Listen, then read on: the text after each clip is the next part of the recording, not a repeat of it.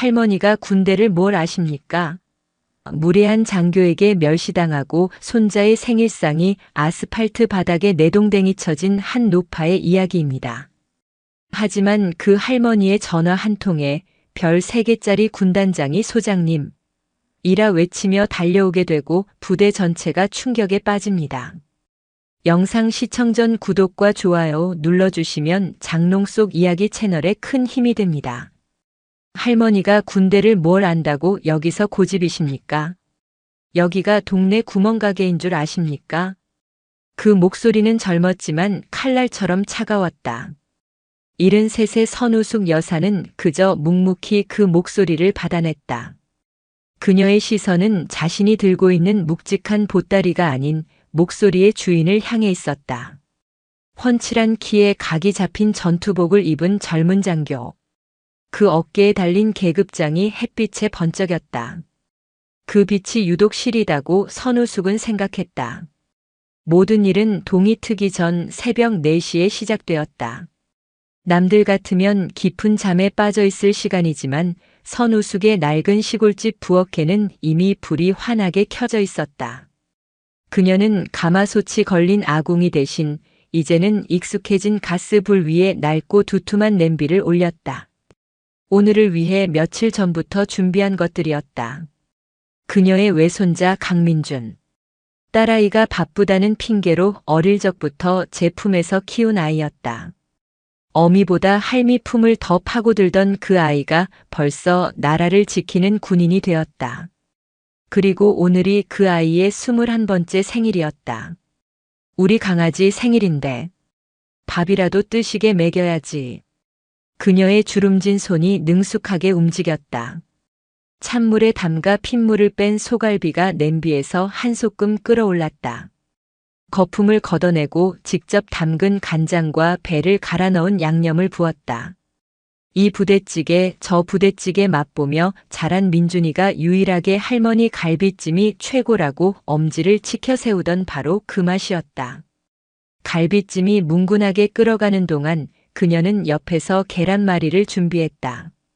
20개가 넘는 계란을 풀어 파와 당근을 잘게 다져 넣었다. 두툼하고 샛노란 계란말이가 완성될 때마다 고소한 냄새가 부엌을 채웠다. 혹여나 식을까 갓 지은 쌀밥과 함께 겹겹이 싼 보온 도시락통에 차곡차곡 담았다. 날이 밝아올 무렵 선우숙은 모든 준비를 마쳤다. 그녀는 무거운 도시락 가방과 따로 챙긴 밑반찬 통이 든 보따리를 들고 집을 나섰다. 낡은 대문이 삐걱 소리를 냈다. 할매, 이 새벽에 어딜 가쇼? 이웃집 노인이 마실을 나오다 그녀를 발견했다. 우리 손주 면회 갑니다. 생일이라서. 아이고 그 험한 데를. 조심히 다녀오쇼. 그녀가 사는 곳은 지도에도 잘 나오지 않는 산골 마을이었다. 민준이가 복무하는 부대는 그보다 더 깊은 산골, 민간인의 발길이 거의 닿지 않는 최전방 산악부대였다. 첫 번째 시골 버스는 1시간에 한 대였다. 덜컹거리는 버스에 몸을 싣고 1시간을 달려 읍내버스 터미널에 도착했다. 해가 중천에 뜰 무렵 2번째 시외버스를 타고 다시 2시간을 달렸다.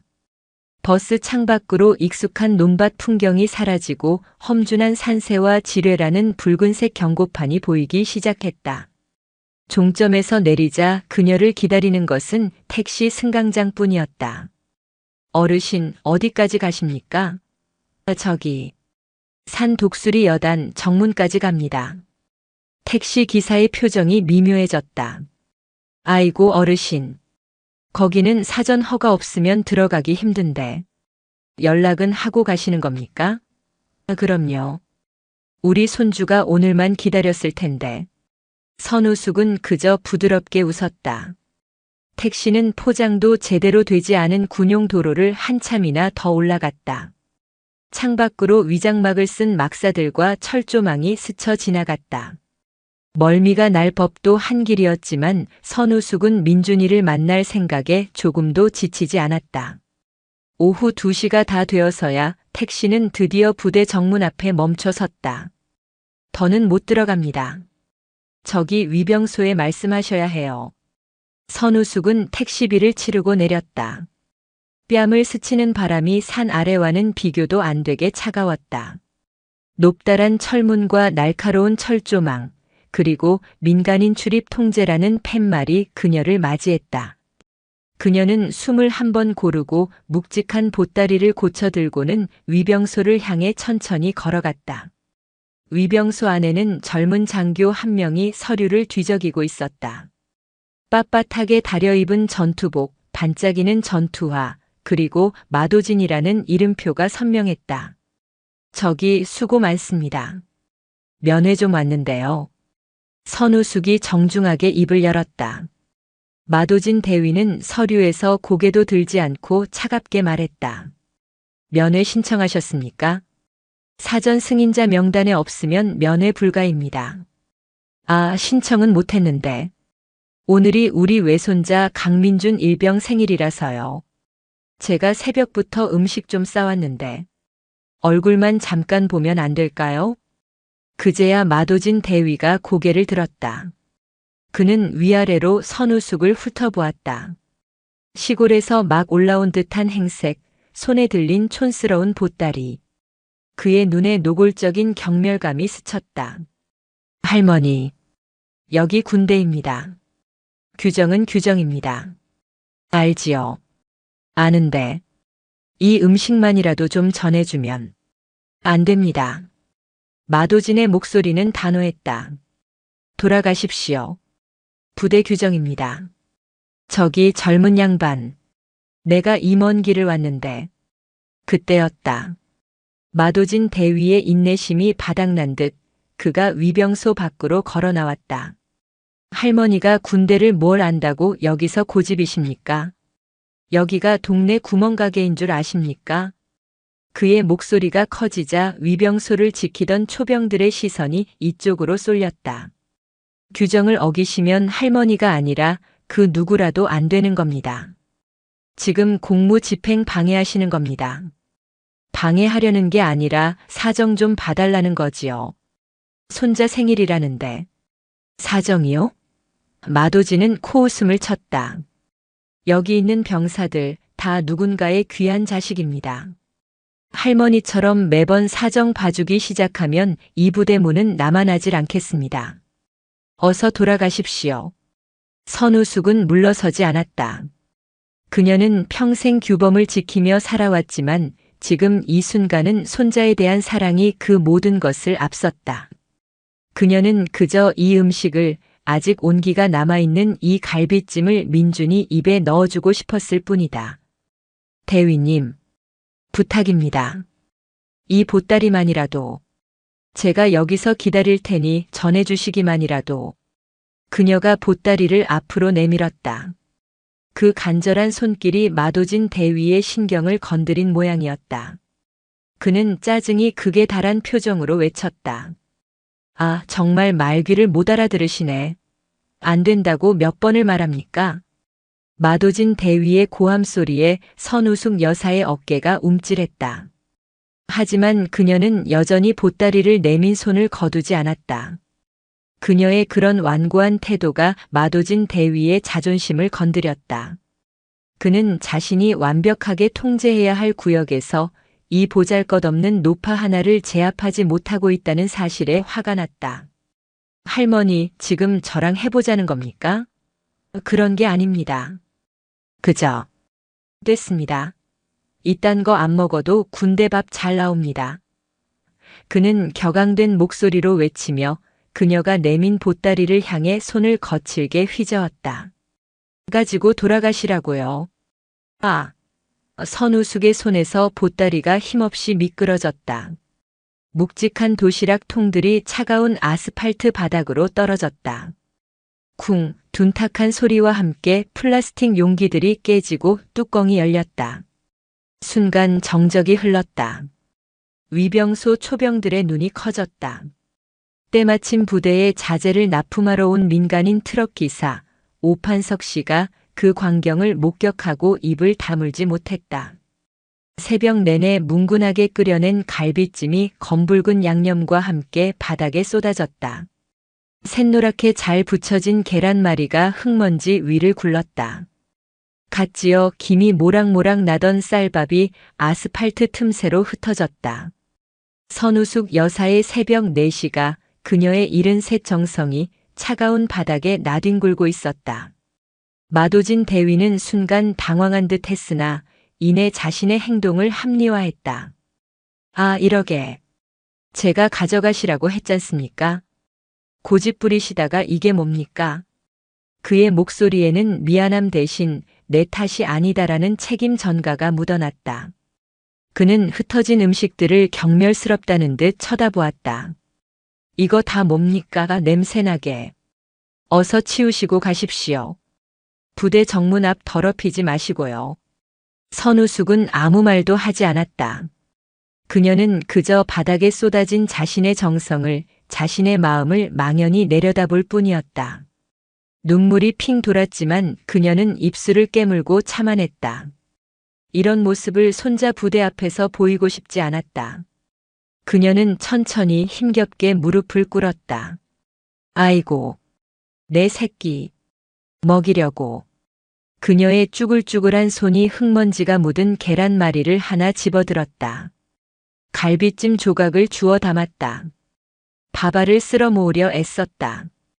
그 모습은 차라리 비현실적이어서 지켜보는 초병들마저 고개를 돌리게 만들었다. 그때였다.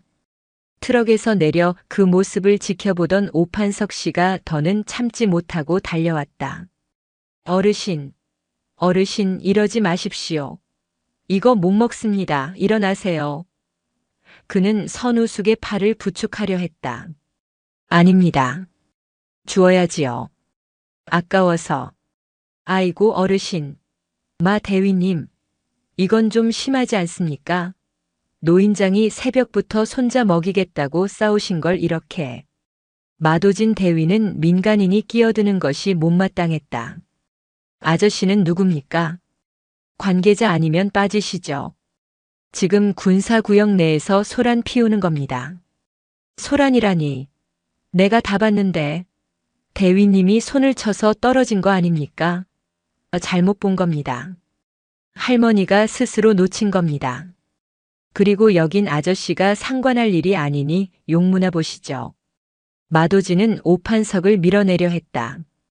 오판석 역시 물러서지 않으려 했지만 군인을 상대로 싸울 수는 없는 노릇이었다. 그는 분한 표정으로 선우숙을 도왔다. 어르신, 제가 돕겠습니다. 오판석이 함께 쪼그려 앉아 흩어진 음식물 쓰레기를 주워 담기 시작했다. 그는 무릎을 꿇은 채 묵묵히 음식을 줍는 선우숙의 옆 얼굴을 유심히 살폈다. 어르신, 혹시 실례지만 제가 어디서 뵌 적이 있는 것 같습니다. 선우숙은 고개를 들지 않고 대답했다. 아닙니다. 사람 잘못 보셨습니다. 아닌데. 분명히. 그 풍채나 목소리가. 혹시 예전에 군에 계시지 않았습니까? 선우숙의 손이 순간 멈칫했다. 그럴 리가요. 이 늙은이가 군대는 무슨. 아닙니다. 제가 이 부대에 물건 납품한 지가 20년입니다. 수많은 군인들을 봤습니다. 어르신 같은 눈빛을. 제가 압니다. 그건 그냥 평범한 노인의 눈빛이 아닙니다. 선우숙은 대답 대신 마지막 남은 깻잎 한 장을 주워 통에 담았다. 그녀는 오판석의 도움을 받아 힘겹게 자리에서 일어섰다. 무릎에서 흙먼지를 털어내는 그녀의 모습은 초라했지만 그 허리는 이상하게도 꼿꼿했다. 그녀는 더러워진 보따리를 다시 여몄다. 그리고는 마도진 대위를 정면으로 바라보았다. 분노도 슬픔도 아니었다. 그저 아주 깊고 고요한 눈빛이었다. 젊은 장교. 그녀의 목소리는 더 이상 떨리지 않았다. 여기 부대 제일 높은 양반이 누구요? 제일 높은 분은 왜 찾으십니까? 마도진은 그녀의 기세에 저도 모르게 딱딱하게 대답했다. 군단장님 말씀이십니까? 그래. 여기 군단장. 이름이 뭡니까? 마도진은 어이가 없다는 듯 헛웃음을 쳤다. 이 할머니가 정말 군단장님께 고발이라도 하시게요? 소용없습니다. 규정은 군단장님도 어쩔 수 없는 겁니다. 석권일 중장님이십니다. 이제 만족하십니까? 석권일. 선우숙은 그 이름을 입안에서 낮게 굴렸다. 수십 년 전 눈빛이 형형하던 젊은 소령의 얼굴이 스쳐 지나갔다. 그녀는 고개를 끄덕였다. 그래. 알았소. 그녀는 품 안에서 낡아빠진 2세대 폴더형 휴대전화를 꺼냈다. 액정이 반쯤 나간 낡은 물건이었다. 마도진 대위는 그 모습을 보고는 참지 못하고 큰 소리로 비웃었다. 푸하. 할머니, 지금 뭐 하시는 겁니까? 그 고물 전화기로 군단장님께 전화라도 하시게요? 장난이 너무 심하시네. 선우숙은 그의 비웃음을 무시했다. 그녀는 주름진 손가락으로 천천히 하지만 망설임 없이 버튼을 눌렀다. 전화번호부에서 석권일이라는 이름을 찾았다. 여보세요. 그녀는 비웃는 마도진 대위를 똑바로 바라보며 전화기에 대고 나지막이 말했다. 나다. 나다. 그 한마디에 마도진 대위의 비웃음이 얼굴에 얼어붙었다. 그는 여전히 상황 파악이 되지 않았지만 전화를 받는 상대방에게서 흘러나오는 기묘한 정적을 느꼈다. 선우숙 여사는 상대방의 대답을 기다리지 않고 말을 이었다. 서장군. 나 선우숙이요. 전화기 너머에서 쿵 하는 마치 무거운 것이 넘어지는 듯한 소리가 희미하게 들려왔다. 마도진의 등줄기에 식은땀이 흐르기 시작했다. 그가 아는 한 이 나라에서 서장군을, 그것도 군단장을 그렇게 부를 수 있는 사람은 없었다. 예. 자, 잠깐만 누구? 소장님이십니까? 선우숙 소장님이십니까? 전화기 넣고에서 다급하고도 경악에 찬 목소리가 터져 나왔다. 그 목소리는 너무나 커서 주변에 서 있던 오판석 씨와 초병들에게도 어렴풋이 들렸다. 소장님이라는 단어. 마도진 대위의 뇌가 그 단어를 처리하는데 몇 초의 시간이 걸렸다. 선우숙은 여전히 담담했다. 그래. 나요. 지금 자네가 관할하는 산 독수리 여단 정문 앞에 와 있어. 손자 녀석 생일이라 밥 좀 먹이러 왔는데. 일이 좀 생겼네. 소장님, 그게 무슨 말씀이십니까? 정문에요. 지금 당장. 아니, 제가 지금 바로 가겠습니다. 1분, 아니, 5분만 기다려 주십시오. 아무데도 가지 마십시오. 전화기 너머의 목소리는 공포와 존경이 뒤섞여 완전히 무너져 있었다. 천천히 오게. 서두르다 다칠라. 나 여기 안 가고 있으니. 선우숙은 그렇게 말하고는 종료 버튼을 눌러 폴더를 닫았다. 위병소 앞은 순간 얼어붙었다. 바람 소리 외에는 아무것도 들리지 않았다. 마도진 대위는 사시나무 떨듯 떨며 선우숙을 바라보았다. 그의 얼굴은 하얗게 질려 있었다. 할머니. 아니. 방금. 누구와? 오래전 부하입니다. 금방 온다네요. 선우숙이 더러워진 보따리를 들고 정문 옆 벤치에 천천히 앉았다. 그때 옆에서 모든 것을 지켜보던 오판석 씨가 무릎을 탁 쳤다. 선우숙 소장님. 맞구나. 아이고, 제가 왜 몰라봤을까요? 철의 목련. 육군 최초의 여성 전투병과 장군 선우숙 소장님. 오판석 씨의 외침에 초병들의 눈이 휘둥그레졌다. 철의 목련 선우숙. 그들은 이름만 들어본 전설이었다. 여군이라는 한계를 넘어 수십 년 전 가장 치열했던 전방 사단의 사단장을 지내고 수많은 남성 장군들의 존경을 한 몸에 받으며 전역한 입지전적인 인물. 그런 전설이 지금 눈앞에서 갈비찜 부스러기를 줍고 젊은 대위에게 구멍가게 취급을 받고 있었던 것이다. 마도진 대위는 그 자리에 못 박힌 듯 서 있었다. 그의 머릿속은 하얗게 비어버렸다. 자신이 무슨 짓을 했는지 이제야 뼈저리게 실감했다. 그는 자신이 걷어찬 도시락 통이 아니라 대한민국 육군의 살아있는 전설의 자존심을 걷어찼다는 것을 깨달았다. 소장님. 그가 무릎이라도 꿇을 기세로 다가왔다. 선우숙은 그저 손을 저어 그를 제지했다. 됐어. 곧 손님 올 테니 시끄럽게 굴지 말고 기다리시게. 정확히 5분이 지났을까? 저 멀리 산길을 따라 굉음에 가까운 엔진 소리가 들려왔다.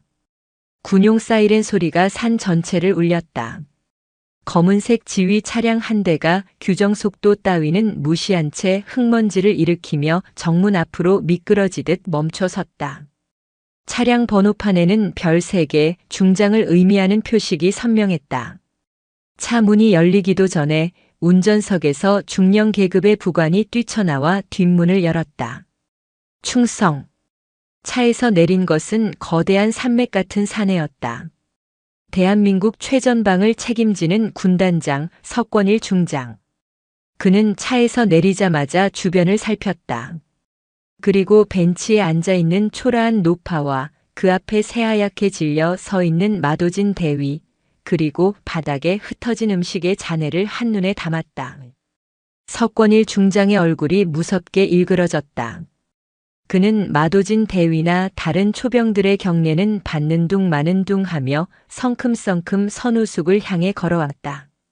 그리고 정문 앞에 모든 병력과 민간인 오판석이 지켜보는 앞에서 최전방 군단을 호령하는 삼성 장군이 73세 늙은 노파 앞에서 자신의 군 생활을 통틀어 가장 완벽하고 절도 있는 동작으로 거수경례를 붙였다.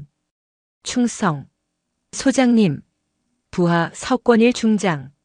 감히 소장님을 이 먼 곳까지 오시게 하고도 제대로 영접하지 못한 죄에 죽어 마땅합니다.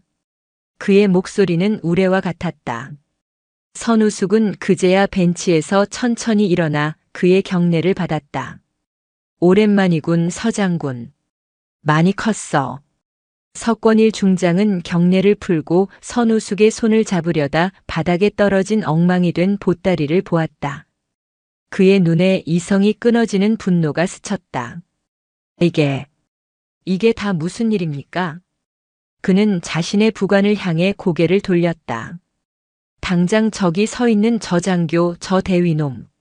당장 보직 해임하고 대기시켜. 감찰부 전부 소집해. 이 부대 오늘부로 밑바닥부터 전부 뒤집어 엎는다. 마도진 대위는 그 자리에 주저앉아 버렸다. 차가웠던 성문이 단 한 통의 전화로 인해 무너져 내리고 있었다. 당장 저기 서 있는 저 장교, 저 대위놈. 당장 보직 해임하고 대기시켜. 감찰부 전부 소집해. 이 부대 오늘부로 밑바닥부터 전부 뒤집어 엎는다. 석권일 중장의 목소리는 천둥과 같았다. 산악지대의 차가운 공기가 그 고함 한마디에 찢어지는 듯 했다. 정문 위병소 앞에 모든 것이 완벽하게 정지했다. 바람도 시간도 그리고 그 자리에 있던 모든 사람들의 심장도 멈춘 것 같았다. 마도진 대위는 그 자리에 주저앉아 버렸다. 문자 그대로 다리에 힘이 풀려 꼴 사납게 엉덩방아를 찧었다. 그의 빳빳하게 다려 입었던 전투복은 순식간에 흙먼지로 더러워졌다. 하지만 그는 그것을 신경 쓸 겨를이 없었다. 그의 눈은 공포로 완전히 풀려 있었고 입은 뻐끔거렸지만 아무런 소리도 내지 못했다. 소장님, 군단장, 보직 해임. 그 단어들이 그의 머릿속을 포탄처럼 헤집고 다녔다. 석권일 중장은 주저앉은 마도진 대위에게 눈길 한 번 주지 않았다. 그의 시선은 오직 바닥에 흩어진 끔찍한 잔해에 고정되어 있었다. 차가운 아스팔트 바닥에 검붉게 엉겨붙은 갈비찜 양념. 흙먼지 속을 나뒹구는 샛노란 계란말이 조각들. 그리고 그것들을 필사적으로 주워 담으려 했던 살아있는 전설의 주름진 손. 석권일에게는 그 광경이 적의 포탄에 아군 막사가 무너진 것보다 더 끔찍하게 다가왔다. 그는 수십 년 전 자신이 별 볼 일 없는 풋내기 소령일 때 저분 선우숙 소장 밑에서 군인의 길이 무엇인지 배웠다. 철의 목련이라 불리던 그녀는 적에게는 강철보다 차가웠지만 국민과 부하에게는 봄날의 목련처럼 따뜻하고 품이 넓은 사람이었다. 그녀가 군복을 벗은 이유도 더러운 정치 군인들의 암투에 환멸을 느껴서였지 군에 대한 애정이 식어서가 아니었다. 그런 분이 자신의 관할 구역, 자신이 목숨처럼 아끼는 부대의 정문에서 저런 애송이 대위에게 이런 수모를 당했다. 석권일의 주먹이 부들부들 떨렸다. 그는 자신의 부관을 돌아보았다. 이미 사색이 된 부관 중령이 달려왔다. 당장 저 대위 계급장 떼서 영창으로 보내. 그리고 이 시간부로 이 부대 여단장, 연대장, 대대장 전부 전투복 입고 내 사무실로 튀어오라고 해. 지금 당장. 서장군. 그때 선우숙이 나지막이 그를 불렀다. 그녀의 목소리 하나에 불타던 용암 같던 석권일의 분노가 순식간에 사그라들었다. 그는 마치 꾸중 듣는 아이처럼 황급히 선우숙에게 돌아섰다. 예, 소장님. 됐네. 시끄럽게 하지 말게. 그녀는 흙먼지가 묻은 손으로 더러워진 보따리를 여전히 손에 쥔 채였다. 저 젊은이도 규정대로 하려다 그런 거겠지. 내가 너무 고집을 부렸어. 그 말에 마도진 대위는 더 큰 절망에 빠졌다. 그녀의 용서는 그 어떤 질책보다도 더 무겁게 그의 심장을 짓눌렀다. 석권일 중장은 기가 막혔다. 소장님, 지금 이 상황을 보시고도 그런 말씀을 하십니까? 저놈은 규정을 지킨 것이 아니라 소장님을, 아니, 이 나라의 국민을 모욕한 겁니다. 군인의 기본이 되어 먹지 않은 놈입니다. 그래도 됐네. 내 손자 녀석이 복무하는 곳일세. 여기서 더 소란 피우고 싶지 않아. 선우숙은 그저 피곤하다는 듯이 말했다. 그때 이 모든 상황을 넋놓고 지켜보던 트럭 기사 오판석 씨가 조심스럽게 입을 열었다. 군단장님. 제가 다 봤습니다. 석권일의 날카로운 눈이 그에게 향했다. 저기 저 대위님이 이 어르신이 내민 도시락을 손으로 쳐서 바닥에 다 쏟아졌습니다. 그러고도 사과 한마디 없이 오히려 부대 앞 더럽힌다고 치우라고 했습니다. 뭐라고? 석권일의 눈에 다시 불이 붙었다. 이게 사실인가, 마 대위? 마도진은 아무 말도 하지 못했다. 그는 그저 고개를 떨군 채 짐승처럼 흐느끼기 시작했다. 그것은 반성의 눈물이라기보다는 자신의 경력이 끝장났다는 공포의 눈물이었다. 석권일은 더 이상 그를 상대할 가치도 없다고 판단했다. 그는 자신의 전투복 상의를 벗었다. 그리고 그 안에 입고 있던 티셔츠 차림으로 선우숙 여사 앞에 무릎을 꿇었다. 소장님, 부하 관리를 잘못한 제 잘못입니다. 저를 벌해 주십시오. 최전방 군단을 호령하는 삼성 장군이 흙먼지가 가득한 아스팔트 바닥에 무릎을 꿇었다. 위병소 초병들은 숨 쉬는 것조차 잊었다. 일어나게, 서장군. 이게 무슨 추태인가? 선우숙이 그의 팔을 잡으려 했다. 제복 벗은 늙은이한테 무슨. 어서 일어나. 소장님. 저를 용서하지 마십시오. 소장님께서 평생을 바쳐 지키려 하셨던 군의 품격이 제 관할 구역에서 이렇게 짓밟혔습니다. 그러니까 일어나게. 자네가 이럴수록 내가 더 민망해져. 내 손자 얼굴 보러 온 길이 꼭 전쟁통이 된 것 같지 않나? 그녀의 말에 석권일은 겨우 몸을 일으켰다. 그는 자신의 상의를 그녀의 어깨에 덮어주려 했지만 선우숙은 손을 저어 거절했다. 대신 석권일은 자신이 무릎을 꿇었던 그 더러운 바닥에 손수 흩어진 음식물들을 치우기 시작했다. 군단장님, 저희가 하겠습니다. 부관과 초병들이 기겁하며 달려왔다. 모두 가만히 있어. 석권일이 외쳤다. 이것은 내 부하가 저지른 죄의 대가다.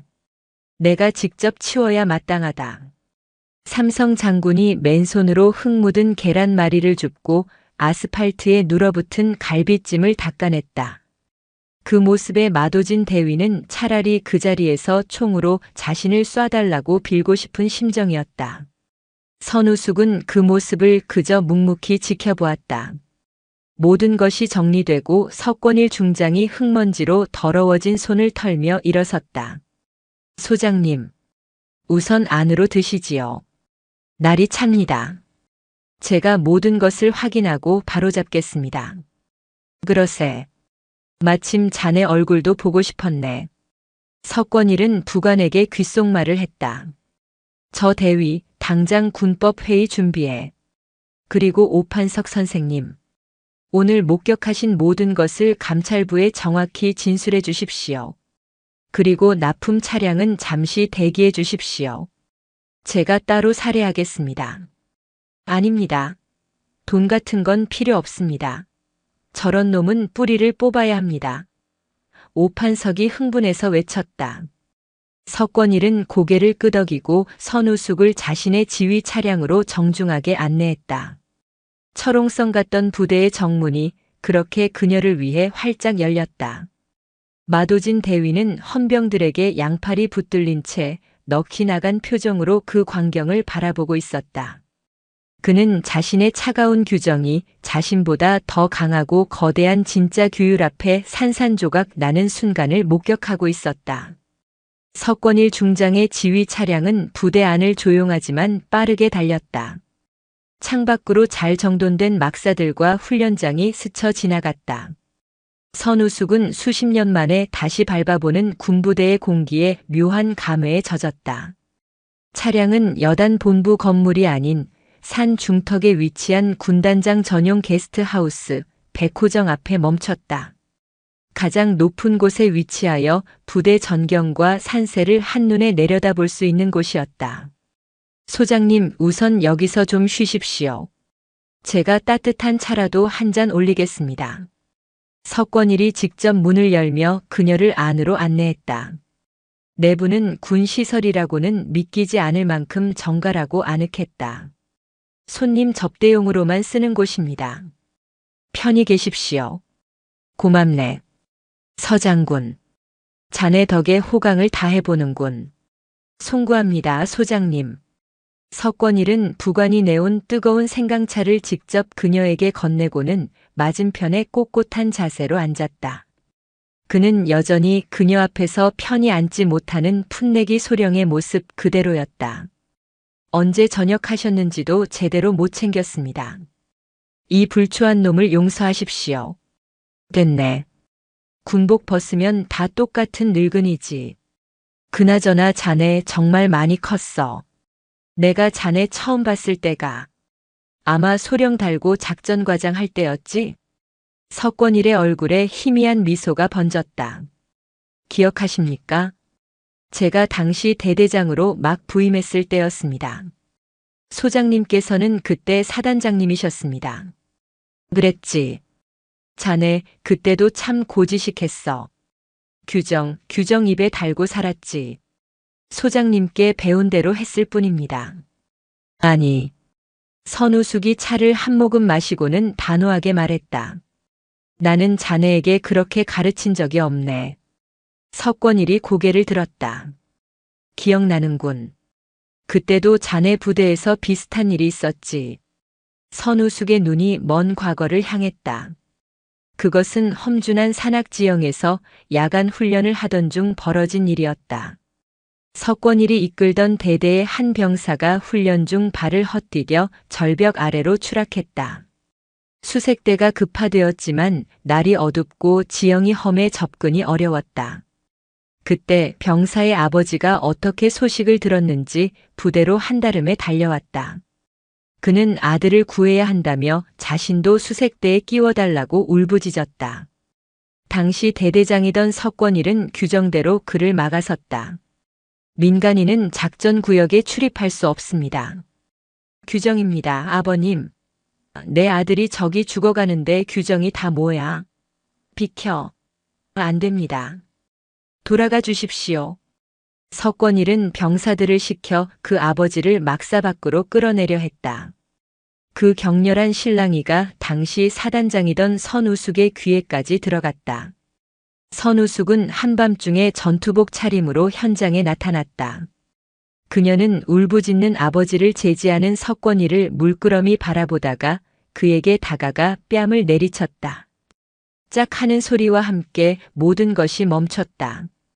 내 놈이 군인이냐? 선우숙의 목소리는 얼음장 같았다. 지금 내가 지켜야 할 것이 저 차가운 규정집이냐, 아니면 저기서 피 흘리는 내 부하와 그 아비에 찢어지는 마음이냐? 석권일은 붉어진 뺨을 감싸 쥐고 아무 말도 못했다. 서소령. 잘 들어라. 군대의 규율은 적에게만 차가워야 하는 것이다. 우리가 지켜야 할 국민에게까지 그 칼날을 들이밀어서는 안 돼. 지금 당장 저 아버님을 모셔라. 그리고 상황을 정확히 설명드리고 우리가 어떻게 아들을 구할 것인지 함께 밤을 새워서라도 설명드리고 안심시켜 두려라. 그게 내가 할 일이다. 그녀는 그 길로 직접 야전 점퍼를 걸치고 헬멧을 쓰고 수색 현장으로 향했다. 사단장님, 위험합니다. 내 새끼가 저기 갇혀 있는데 어미가 가만히 있을 수 있나. 비켜라. 그녀는 뜬 눈으로 밤을 새우며 수색 작전을 지휘했고 새벽녘에 기적적으로 병사를 구조해냈다. 그리고 헬기에 실려 떠나는 병사의 손과 그 아버지의 손을 함께 잡아주었다. 석권일은 그때의 일을 회상하며 눈시울이 붉어졌다. 소장님, 그때 제가 뺨을 맞지 않았더라면 저는 아마 오늘의 저 마도진 대위와 똑같은 놈이 되어 있었을 겁니다. 그래서 말하는 걸세. 선우숙이 찻잔을 내려놓았다. 나는 자네에게 규정을 무시하라고 가르친 적이 없네. 하지만 규정이라는 칼날이 우리가 지켜야 할 사람들을 향해서는 안 된다고 가르쳤지. 그 칼은 적을 향할 때만 날카로워야 하네. 국민을 향할 때는 그 칼집에 따뜻한 온기가 남아있어야 하는 법이야. 석권일은 고개를 깊이 숙였다. 소장님, 면목이 없습니다. 제가 높은 자리에 올라가면서 소장님의 그 가르침을 잊고 부하들에게 제대로 전하지 못했습니다. 아닐세. 자네는 잘하고 있어. 그러니 이 자리까지 왔겠지. 하지만 군대라는 조직은 끊임없이 녹이 쓰는 법일세.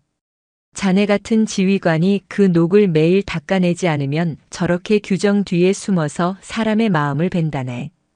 그때 게스트하우스 밖에서 다급한 발소리가 들렸다. 부관이 문을 열고 들어와 석권일에게 경례했다.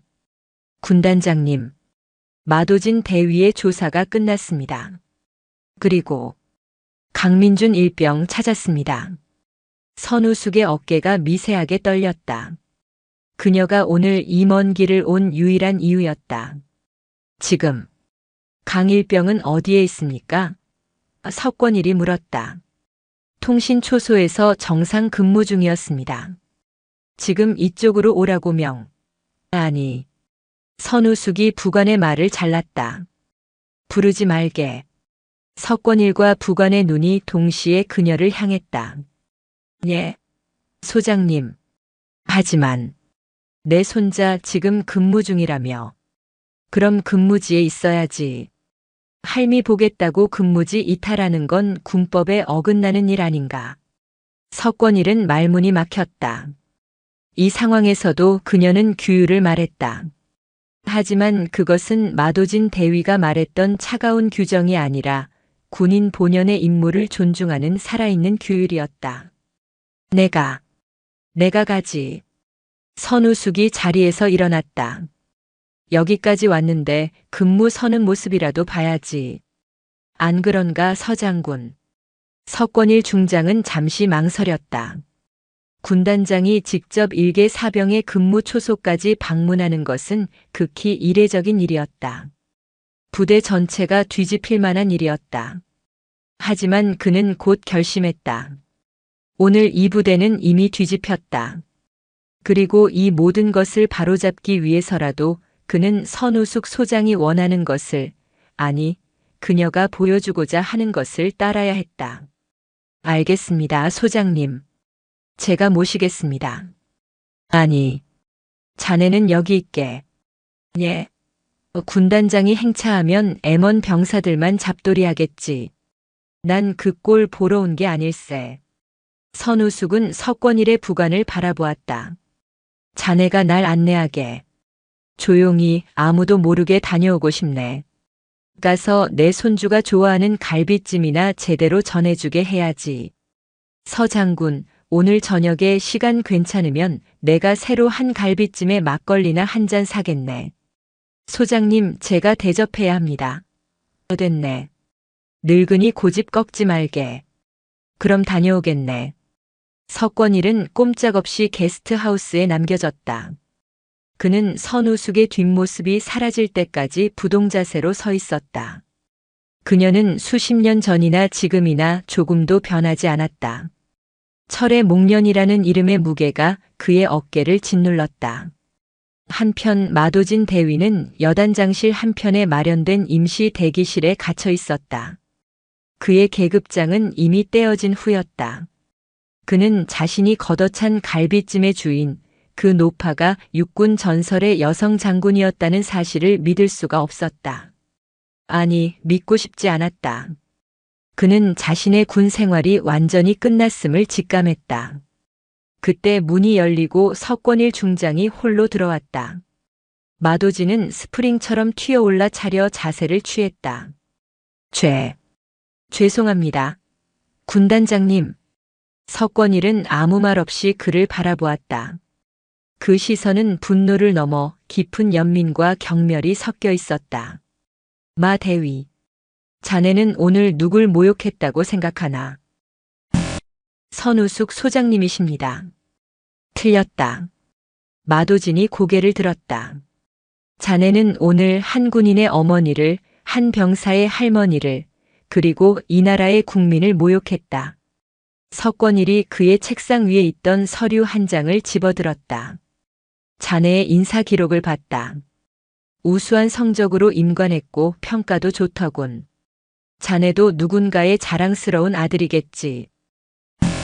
자네 어머니가 자네를 보기 위해 이 험한 산골까지 음식을 싸들고 왔는데 초병이 할머니가 군대를 뭘 아냐며 그 음식을 발로 찼다면 자네 기분이 어땠을 것 같나? 마도진의 얼굴이 일그러졌다. 그는 차마 상상할 수도 없다는 듯 고개를 저었다. 그게 바로 자네가 오늘 한 짓이야. 석권일은 마도진의 어깨를 강하게 움켜쥐었다. 자네가 읊어대던 그 규정. 그 규정은 왜 있다고 생각하나? 군의 기강을 세우기 위해서지. 그럼 군의 기강은 왜 필요한가? 전투에서 이기기 위해서다. 그럼 전투는 왜 하는가? 석권일의 목소리가 낮아졌다. 국민을 지키기 위해서다. 자네는 가장 근본적인 것을 잊었어. 국민을 지키기 위해 만든 규정으로 국민을 짓밟았단 말이다. 마도진의 눈에서 뒤늦은 눈물이 터져나왔다. 공포가 아닌 수치심의 눈물이었다. 군단장님, 제가 잘못했습니다. 정말 잘못했습니다. 자네의 처분은 군법대로 할 것이다. 석권일이 차갑게 말했다. 하지만 그 전에 자네에게 기회를 주지. 아니, 선우숙 소장님께서 주신 기회다. 예. 소장님께서 자네를 용서하셨다. 정확히는 자네가 아니라 자네가 입고 있는 이 군복을 용서하셨지. 석권일은 창밖을 바라보았다. 저 멀리 자신의 부관과 함께 산길을 오르는 선우숙의 작은 뒷모습이 보였다. 소장님께서 방금 당신이 근무 중 이탈을 시킬 뻔했던 당신의 그 규정 때문에 밥 한 끼 못 먹을 뻔했던 그 외손자 강민준 일병을 만나러 가셨다. 마도진은 숨이 멎는 것 같았다. 그분은 이 상황에서도 당신 같은 놈을 위해, 아니, 군 전체의 명예를 위해 특혜를 거부하셨다. 군단장인 내가 차를 대령하고 손자를 데려오겠다는데도 근무 중 이탈은 안 된다며 본인이 직접 그 험한 초소까지 걸어 올라가고 계신단 말이다. 그것은 마도진 대위가 평생 배워온 그 어떤 전술 교리보다도 강력한 충격이었다. 가장 높은 곳에 있었던 장군이 지금 가장 낮은 곳의 병사를 만나기 위해 가장 낮은 자세로 걷고 있었다. 마 대위, 자네는 오늘부로 보직 해임이다. 군사 재판을 받게 될 거야. 하지만 석권일이 그의 어깨를 놓아주었다. 만약 자네가 군에 남게 된다면 평생 기억해라. 오늘 자네가 바닥에 쏟아버린 그 갈비찜의 무게를, 그리고 그보다 더 무거웠던 한 노병의 품격을. 한편 선우숙은 부관의 안내를 받아 가파른 산길을 올랐다. 괜찮으시겠습니까, 소장님? 초소가 제법 멉니다. 괜찮네. 내 손주가 매일 오르내리는 길인데 이까짓 거. 숨이 턱까지 차올랐지만 그녀의 발걸음은 멈추지 않았다. 한참을 올랐을까 저 멀리 산 능선에 홀로 서 있는 작은 통신 초소가 보였다. 그리고 그 앞에서 철책을 바라보며 굳건히 서 있는 낯익은 뒷모습이 보였다. 민준아. 선우숙이 작게 불렀다. 근무 중이던 강민준 일병이 소스라치게 놀라며 뒤를 돌아보았다. 그는 자신의 눈앞에 서 있는 할머니의 모습을 보고는 귀신이라도 본 듯 눈을 비볐다. 할머니? 할머니가 어떻게 여길? 우리 강아지 생일 축하한다. 선우숙이 웃으며 부관이 따로 챙겨온 새 도시락통을 내밀었다. 아까의 갈비찜은 아니었지만 석권일 중장이 급히 PX에서 공수해온 가장 좋은 음식들이었다. 할머니, 이게 어떻게 된 거야? 강민준이 철책 너머로 달려오려다 근무 중임을 깨닫고 멈춰 섰다. 그의 눈에 눈물이 그렁그렁 맺혔다. 여기까지 어떻게 오셨어요? 이 험한 데를. 할미가 보고 싶어서 왔지. 밥은 먹었어? 아직. 근무 교대하고 먹어야. 그때 함께 온 부관이 강민준의 어깨를 툭 쳤다. 강일병, 지금부터 1시간 특별 휴식이다. 군단장님 명령이다. 어서 할머님 밥 같이 먹어.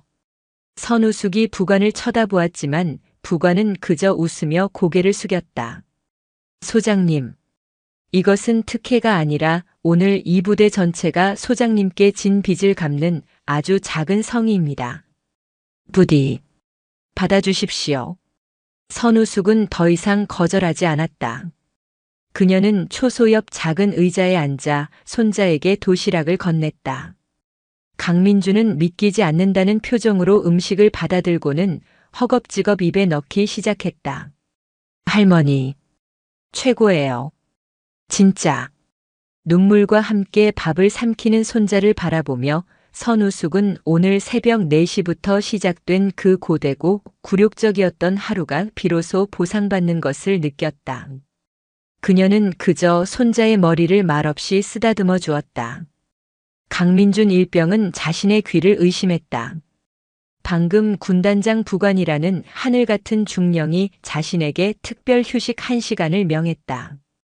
그것도 군단장님 명령으로. 그의 머릿속이 하얗게 변했다.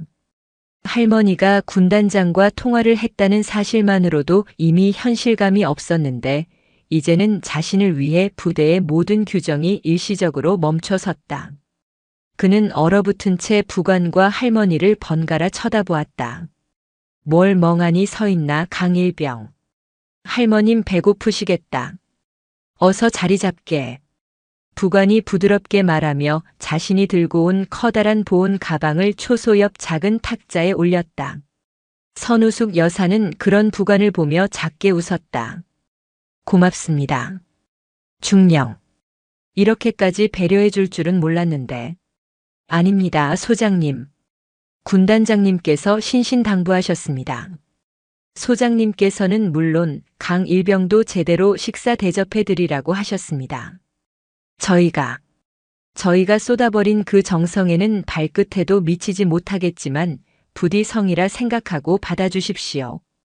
부관은 쏟아버린이라는 말에 힘을 주며 다시 한번 깊이 고개를 숙였다.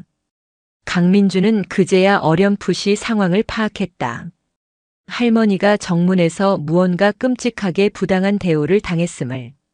부관이 열어젖힌 보온 가방에서는 믿을 수 없는 광경이 펼쳐졌다. 군대 PX에서 파는 냉동식품 따위가 아니었다. 갓 지은 듯 김이 모락모락 나는 쌀밥, 군단장 전용 식당에서 급히 조리한 것이 분명한 뜨끈한 쇠고기 뭇국 그리고 정갈하게 담긴 갈비찜이었다. 아침에 쏟아버린 그것과 똑같은 하지만 훨씬 더 고급스러운 그릇에 담긴 갈비찜이었다. 이건 선우숙의 눈이 가늘어졌다. 군단장님께서 특별히 지시하셨습니다. 소장님께서 손주에게 먹이려 하셨던 것이 갈비찜이라 들었다고. 감히 그 맛을 흉내낼 수는 없겠지만 마음만은 받아주십사 하셨습니다. 선우숙은 말없이 뚜껑이 열린 갈비찜을 바라보았다. 정성스럽게 깎인 밤과 대추가 고명으로 올라가 있었다. 그녀는 석권일의 그 고지식하면서도 속 깊은 마음 씀씀이에 옅은 미소를 지었다. 그 친구 참 여전하군. 고맙다고 전해주게. 자, 어서 먹어라, 민준아. 선우숙이 손자에게 숟가락을 쥐어주었다. 강민준은 그제야 탁자 앞에 앉았다. 그는 숟가락을 들었지만 차마 음식을 입으로 가져가지 못했다. 그의 시선은 할머니의 낡은 바지 무릎에 묻어있는 희미한 흙먼지 자국에 그리고 거칠어진 손등의 작은 생채기에 고정되어 있었다. 할머니, 왜? 어서 먹어. 맛있겠다. 무슨 일이었어? 정문에서. 솔직하게 말해줘. 그의 목소리는 이미 군인이었다. 자신의 가족이 부당한 일을 당했음을 직감한 수컷의 낮은 경고음이었다. 선우숙은 밥알이 묻은 손자의 입가를 닦아주려다 그 강인한 눈빛에 손을 멈췄다. 아니다. 그냥 작은 오해가 있었단다. 오해? 오해인데 군단장님이 직접 나서? 오해인데 할머니 무릎에 흙이 묻어 있어? 강민주는 숟가락을 내려놓았다. 그 자식이 누구야? 할머니한테 무슨 짓을 한 거야? 강민준. 선우숙의 목소리가 낮고 단호해졌다.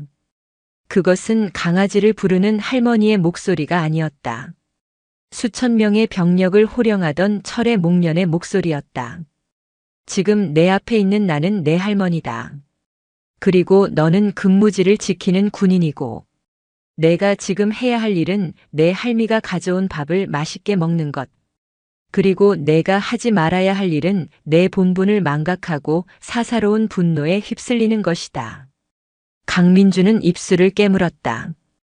분노가 치밀었지만 할머니의 그 위험 있는 눈빛 앞에서 그는 아무것도 할 수 없었다.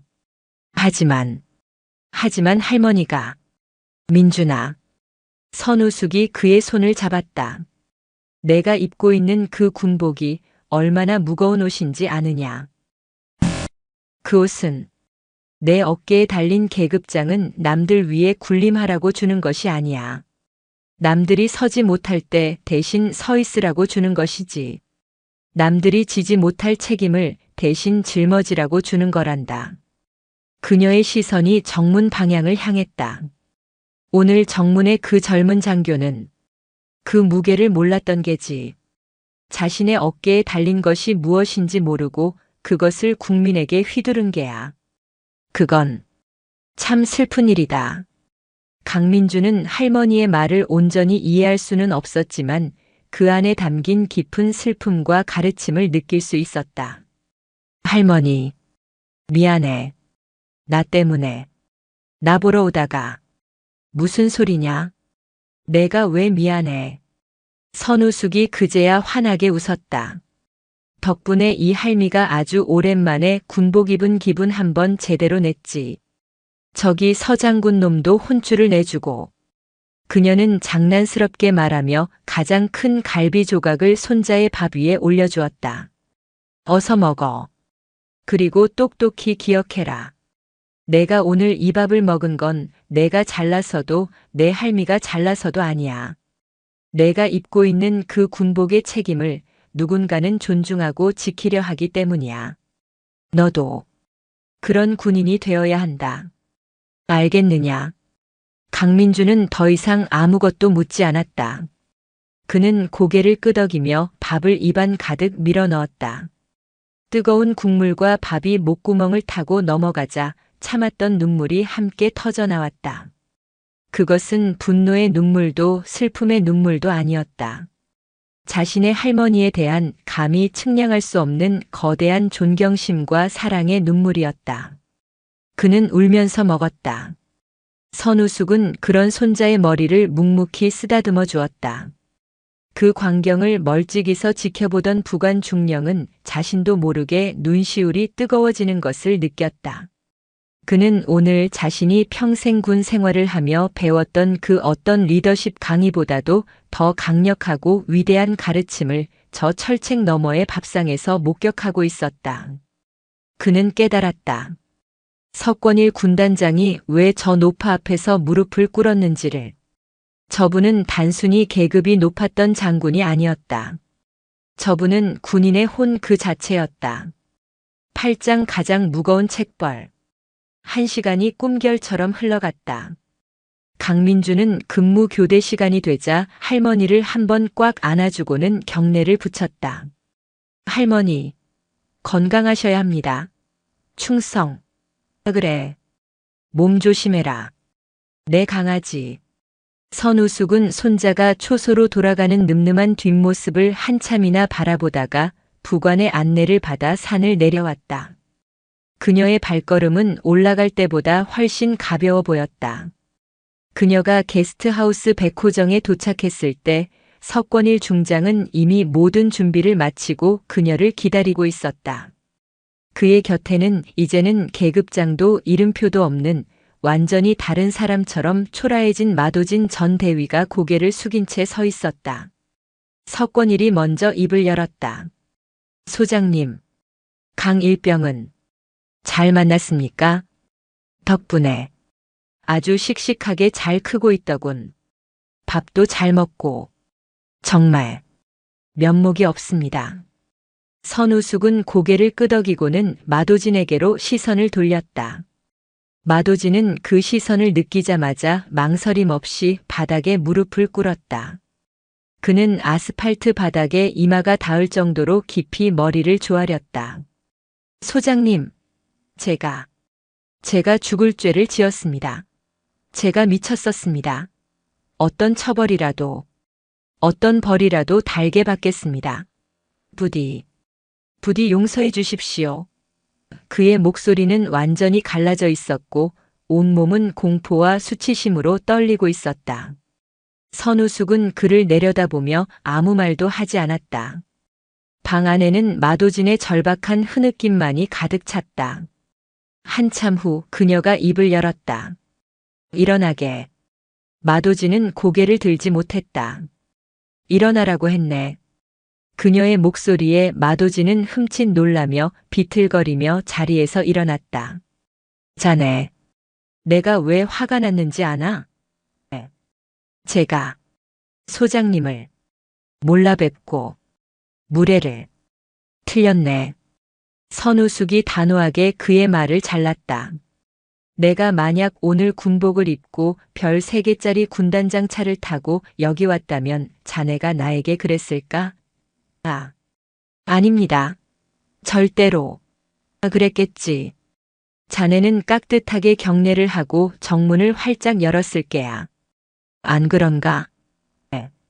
나는 자네가 나를 몰라봐서 화가 난 게 아닐세. 나는 자네가 나이기 때문에 화가 난 것이 아니라 자네가 자네이기 때문에 화가 났네. 마도진은 그 말의 뜻을 이해하지 못하고 혼란스러운 표정을 지었다. 자네는 오늘 내 앞에서 나를 모욕한 것이 아닐세. 자네는 자네가 지켜야 할 국민 앞에서 자네가 입고 있는 그 군복을 스스로 모욕한 게야. 그녀는 자신이 들고 있던 이제는 빈통이 되어버린 더러운 보따리를 들어보였다. 이게 뭔지 아나? 이건 그냥 밥이 아니었어. 이건 자네가 지키겠다고 맹세한 이 땅의 한 어머니의 마음이었네. 자네는 오늘 그걸 걷어찼어. 내 마음이 아니라 자네 어머니의 마음을 걷어찬 게야. 마도진의 얼굴이 하얗게 질렸다. 석권일 중장에게 들었던 말과 똑같은 하지만 그보다 100배는 더 무거운 질책이었다. 내가 처음 군에 들어왔을 때 여자라고 참 많이 무시당했네. 선우숙이 먼 곳을 바라보며 말했다. 훈련은커녕 커피나 타라고 하더군. 나는 그때마다 이를 악물었네. 내가 저들보다 2배로 훈련하고 3배로 공부해야만 나를 군인으로 봐줄 거라 생각했지. 그렇게 수십 년을 싸웠네. 남자와 싸운 게 아니라 편견과 싸웠지. 그리고 내가 별을 달았을 때 나는 맹세했네. 그녀의 눈이 다시 마도진을 향했다. 나는 절대로 이 계급장을 나를 무시했던 그자들처럼 나보다 약한 사람들에게 휘두르는데 쓰지 않겠다. 오직 그들을 지키는 방패로만 쓰겠다. 그게 내 평생의 신조였네. 그런데 자네는 내가 평생을 바쳐 지켜온 그 모든 것을 오늘 아침 단 몇 분 만에 짓밟아 버렸어. 정문에서 나라는 늙은이에게. 소장님, 제가 정말. 마도진은 말을 잇지 못하고 무너져 내렸다. 그는 이제야 자신이 무슨 짓을 했는지 그 무게를 어렴풋이 깨닫기 시작했다. 서장군. 선우숙이 석권이를 불렀다. 예, 소장님. 저 젊은이. 어떻게 할 생각인가? 원칙대로 군법 회의에 회부하여 불명예 전역을 시킬 생각입니다. 그 말에 마도진의 어깨가 완전히 꺼졌다. 너무 과하네. 선우숙이 말했다. 예. 석권일이 놀라 되물었다. 벌레 하나 잡자고 초가 삼간 다 태울 셈인가. 저 친구 하나 옷 벗긴다고 이 부대에 밴 오만한 습관이 사라질 것 같나? 하지만 소장님, 이놈은 살리는 게 더 큰 벌이 될 수도 있네. 선우숙이 다시 마도진을 바라보았다. 자네 군인 계속하고 싶나? 마도진은 감히 고개를 들지 못했다. 대답해. 군복 계속 입고 싶나? 네. 입고 싶습니다. 잘못했습니다. 기회를 한 번만. 좋아. 그럼 내가 서 장군에게 건의하겠네. 선우숙이 석권이를 바라보았다. 저 친구 옷 벗기지 말게.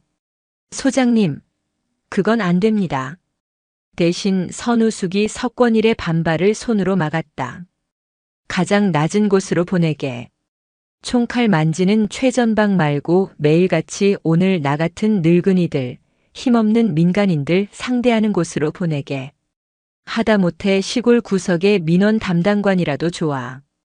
거기서 오늘 자기가 쏟아버린 그 갈비찜의 무게를 평생 짊어지고 갚으면서 살라고 하게.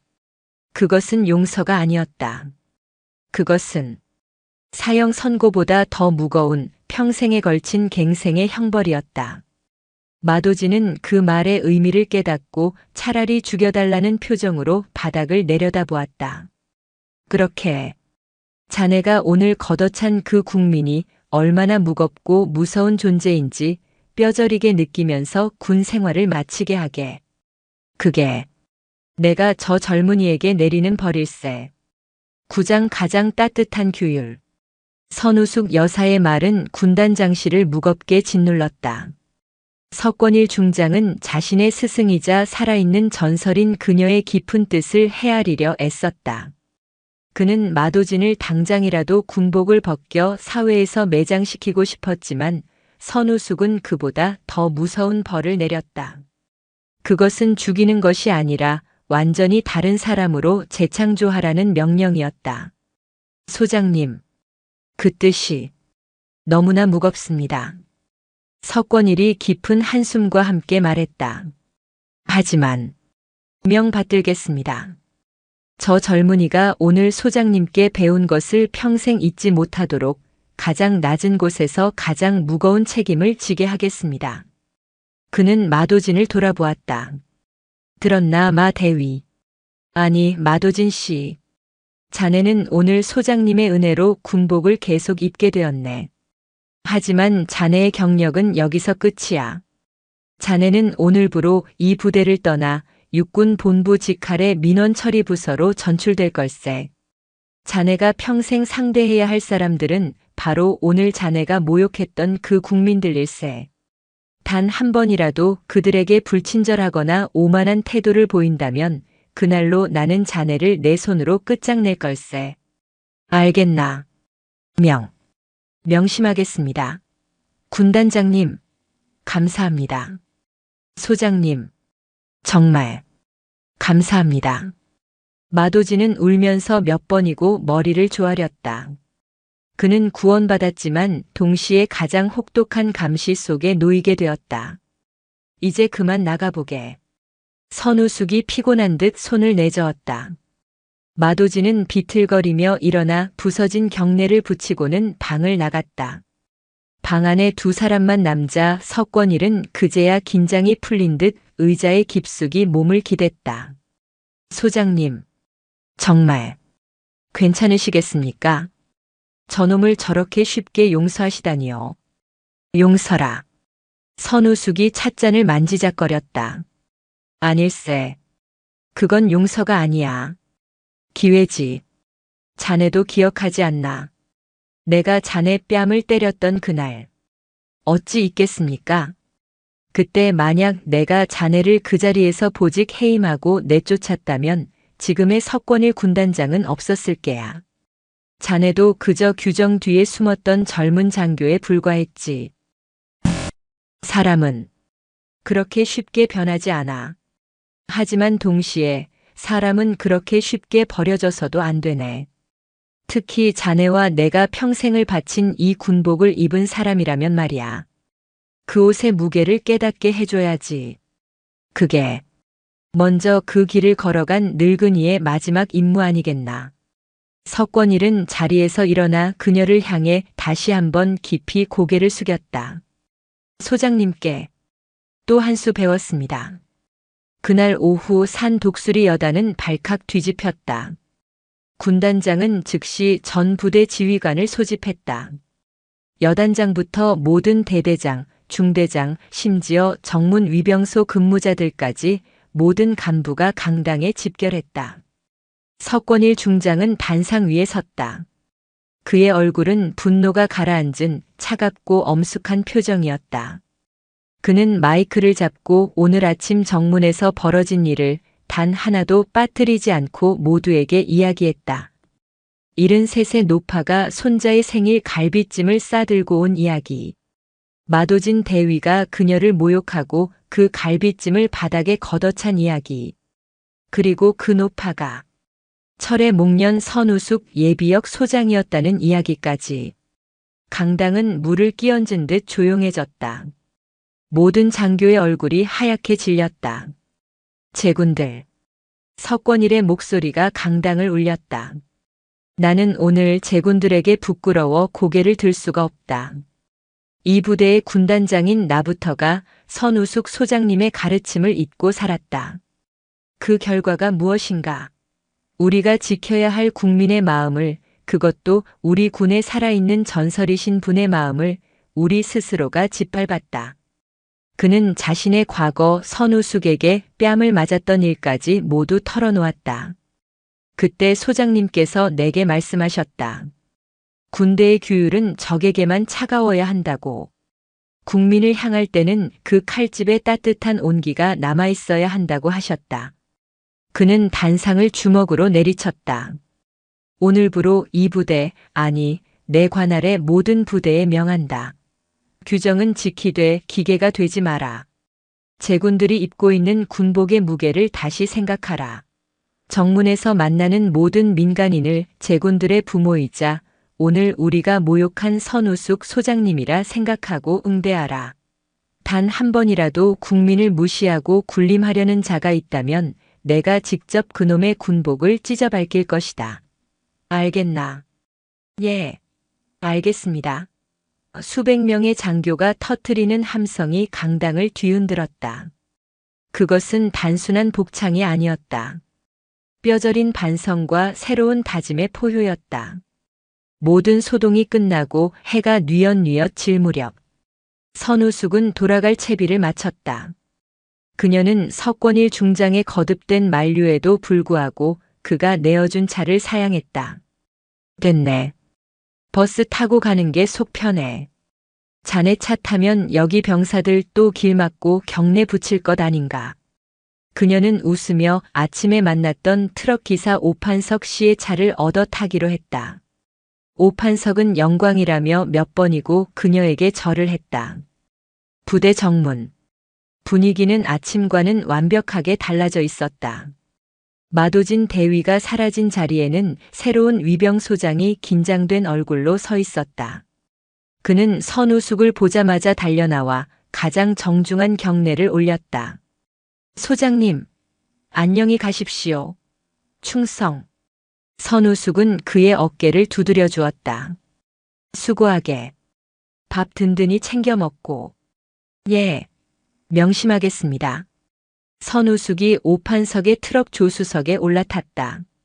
석권일 중장과 그의 부관 그리고 모든 정문 근무자들이 그녀가 탄 트럭이 보이지 않을 때까지 그 자리에 서서 거수경례를 내리지 않았다. 트럭이 산길을 내려가며 선우숙은 창밖으로 펼쳐진 험준한 산세를 바라보았다. 고맙습니다, 오 선생님. 덕분에 편히 갑니다. 아닙니다, 소장님. 제가 오늘 소장님을 뵌 것이 제 평생의 영광입니다. 그런데 정말 괜찮으시겠습니까? 그 대위 그냥 두시는 겁니까? 선우숙은 희미하게 웃었다. 죽이는 건 쉽지. 하지만 살려서 사람 만드는 건 아주 어려운 일이야.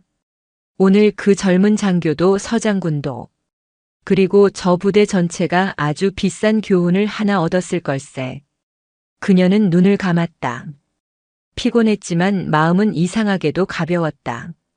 오늘 그녀는 손자의 생일밥을 먹이러 왔다가 대신 수백 명의 아들들에게 군인의 품격이라는 그 어떤 갈비찜보다도 더 든든한 마음의 밥을 지어 먹이고 가는 길이었다. 오판석의 낡은 트럭은 산악도로를 덜컹거리며 내려왔다. 한겨울의 해는 짧았고 산 그림자는 벌써 골짜기 깊숙이 드리워지고 있었다. 차창으로 스며드는 공기는 아침보다 한층 더 차가웠지만 선우숙 여사의 마음은 이상하리만치 평온했다. 그녀는 조수석에 앉아 오늘 하루 만났던 풍경의 잔상들을 말없이 눈에 담았다. 소장님, 정말 오늘 제 평생에 이런 구경은 처음입니다. 오판석이 벅찬 감정을 누르지 못하고 입을 열었다. 그는 운전대를 잡은 손에 힘을 주며 곁눈질로 선우숙을 힐끔거렸다. 그 서슬 퍼런 군단장이 무릎을 꿇는 것도 그렇고 그 못돼 먹은 젊은 대위놈을 아니 그 장교를 그렇게 자비롭게 용서해 주시는 것도 그렇고 소장님은 정말 보통 분이 아니십니다. 선우숙은 창밖의 앙상한 나뭇가지들을 바라보며 희미하게 웃었다. 자비라. 그건 자비가 아닐세. 예. 그럼 뭡니까? 그 젊은 장교에게는 군복을 벗는 것보다 그게 1000배는 더 고통스러운 벌일게야.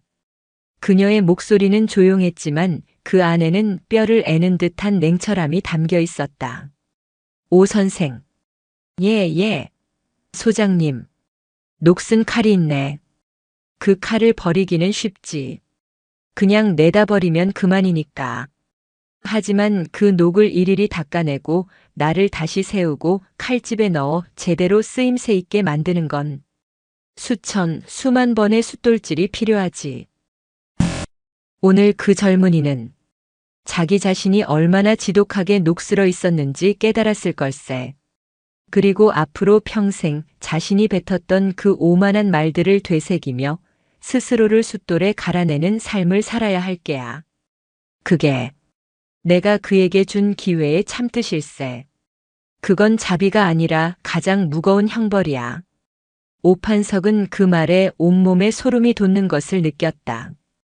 그는 철의 목련이라는 별명이 단순히 그녀가 여장군이었기 때문에 붙은 것이 아님을 깨달았다.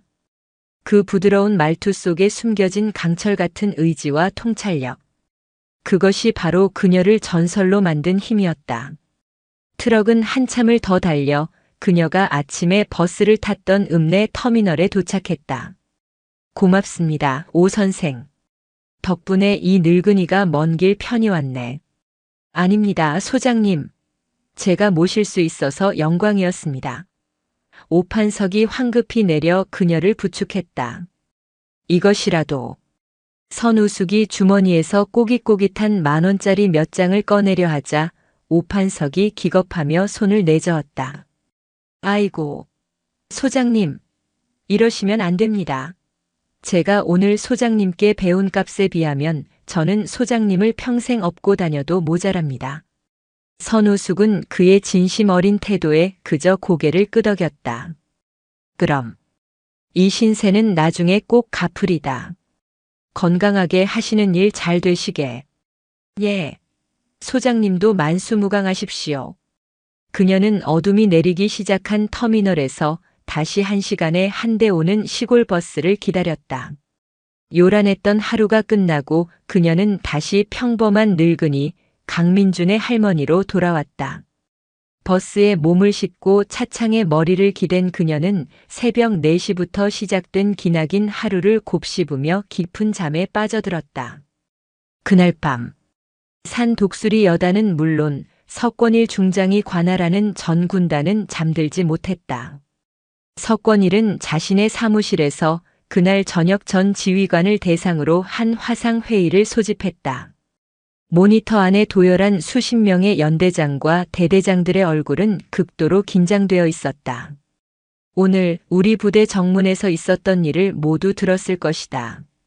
석권일의 목소리는 낮고 차분했지만 그 어떤 고함보다도 무겁게 모두를 짓눌렀다. 나는 오늘 군인으로서 그리고 한 인간으로서 내 스승님 앞에서 가장 부끄러운 모습을 보였다.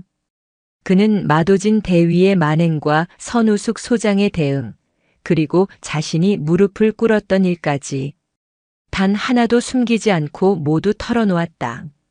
선우숙 소장님께서는 그 흙먼지 바닥에 쏟아진 갈비찜을 보면서도 당신을 모욕한 그 부하가 아닌 그 부하가 입고 있는 군복을 걱정하셨다. 그 군복의 명예가 더럽혀질까봐 그것을 안타까워하셨다. 모니터 속 지휘관들은 감히 숨소리도 내지 못했다. 제군들, 우리가 입고 있는 이 군복은 국민 위에 군림하라고 주어진 권력이 아니다. 그것은 국민을 지키기 위해 모든 것을 바치겠다는 맹세의 수이다. 선우숙 소장님께서는 그 본질을 잊어버린 우리 모두를 대신해 오늘 아스팔트 바닥에 무릎을 꿇으신 것이다. 그는 주먹으로 책상을 내리쳤다. 오늘부로 전 부대의 위병소 근무 수칙을 전면 개정한다. 규정을 말하기 전에 존중을 먼저 보여라. 정문에서 만나는 모든 민간인을 제군들의 부모이자 오늘 우리가 씻을 수 없는 모욕을 드린 선우숙 소장님이라 생각하고 응대하라. 규정이라는 방패 뒤에 숨어 우리의 존재 이유인 국민을 단 한 번이라도 더 베는 자가 있다면 내가 직접 그의 군복을 찢어버릴 것이다. 이것은 단순한 지시가 아니라 내 군단장 직을 건 명령이다. 그날 이후 산 독수리 여단 정문에는 전에 없던 변화의 바람이 불었다. 가장 먼저 위병소 옆에 가족 쉼터라는 이름의 작은 가건물이 세워졌다. 추운 날씨나 더운 날씨에 면회객들이 밖에서 기다리지 않도록 따뜻한 차와 의자가 마련된 공간이었다. 그리고 정문 앞에는 거대한 현수막이 걸렸다. 국민의 마음이 군의 사명입니다. 마도진 대위는 모든 징계 절차가 끝난 후 선우숙의 건의대로 육군 본부 직할에 가장 외진 곳에 위치한 한 지역 민원실로 전출되었다. 그곳은 전역 군인들의 연금 문제, 군 복무 중 상처를 입은 이들의 보상 문제, 혹은 군에 대한 불만을 토로하는 민간인들이 하루에도 수백 명씩 찾아오는 그야말로 총성 없는 전쟁터였다. 처음 몇 달간 그는 지옥을 경험했다. 그의 몸에 밴 엘리트 장교의 오만함은 매일같이 쏟아지는 원망과 욕설 앞에서 여지없이 깨졌다. 그는 수십 번이고 군복을 벗어 던지고 싶었다. 하지만 그만두려 할 때마다 아스팔트 바닥에 흩뿌려졌던 갈비찜의 잔해와 자네는 오늘 자네 어머니의 마음을 걷어찬 개야라는 선우숙의 목소리가 환청처럼 그를 붙잡았다. 그는 이를 악물고 자신에게 쏟아지는 모든 불만을 받아내며 그가 평생 배워본 적 없는 낮은 자세를 뼈저리게 배워나갔다. 시간이 흘러 다시 겨울이 찾아왔다. 강민준 일병이 어느덧 늠름한 병장이 되어 전역을 앞둔 마지막 휴가를 나오게 된 날이었다. 선우숙은 그날도 새벽같이 일어나 이번에는 갈비찜이 아닌 손자가 좋아하는 뜨끈한 쇠고기 묵국을 끓였다. 그녀는 지난번처럼 요란하게 가지 않았다. 조용히 평범한 할머니로서 손자를 마중 나가기 위해 다시 그 험한 산길을 올랐다. 부대 정문에 도착했을 때 그녀는 낯설지만 따뜻한 풍경을 마주했다. 위병소의 분위기 자체가 달라져 있었다. 가족 쉼터라고 쓰인 곳에서는 이미 다른 면회객들이 따뜻한 차를 마시며 담소를 나누고 있었다. 그녀가 위병소로 다가가자 전혀 안면이 없는 젊은 중위가 그녀를 발견하고는 즉시 위병소 밖으로 뛰쳐나왔다. 어르신, 날씨가 추운데 어서 안으로 드시지요. 그는 선우숙의 정체를 전혀 몰랐다. 그저 추운 날씨에 홀로 찾아온 한 명의 할머니로 대할 뿐이었다. 아닙니다. 괜찮습니다. 나는 우리 손주. 강민준 병장, 오늘 휴가 나온다고 해서. 마중만. 아, 강 병장님이십니까? 제가 확인해 보니 지금 막 저녁 수속 밟고 있습니다. 곧 나올 겁니다. 밖에서 기다리시면 감기 드십니다. 제가 따뜻한 생강차라도 한 잔 내어드리겠습니다. 이쪽으로 오시지요. 젊은 장교는 너무나도 자연스럽고 진심 어린 태도로 그녀를 쉼터로 안내했다. 그는 보온병에서 뜨거운 차를 따라 그녀의 손에 쥐어주었다. 어르신, 여기까지 오시느라 정말 고생 많으셨습니다. 강 병장은 부대에서도 평판이 아주 좋은 훌륭한 군인이었습니다. 어르신께서 잘 키워주신 덕분입니다. 선우숙은 그 따뜻한 차 한 잔에 지난 1년간의 모든 서러움과 아픔이 눈 녹듯 사라지는 것을 느꼈다. 그때였다. 저 멀리서 군단장 지휘 차량이 먼지를 일으키며 달려오는 것이 보였다. 차는 정확히 쉼터 앞에 멈춰섰다. 석권일 중장이 전투복 차림으로 황급히 내렸다. 소장님, 오신다는 기별이라도 주시지 그러셨습니까? 이런 누추한 곳에. 아니, 자네가 왜 또 여기까지 왔나? 젊은 중위는 눈이 휘둥그레졌다. 자신이 방금 차를 대접한 평범한 할머니에게 하늘 같은 군단장이 소장님이라 부르며 깍듯하게 경례를 붙이는 광경을 도저히 믿을 수 없었다.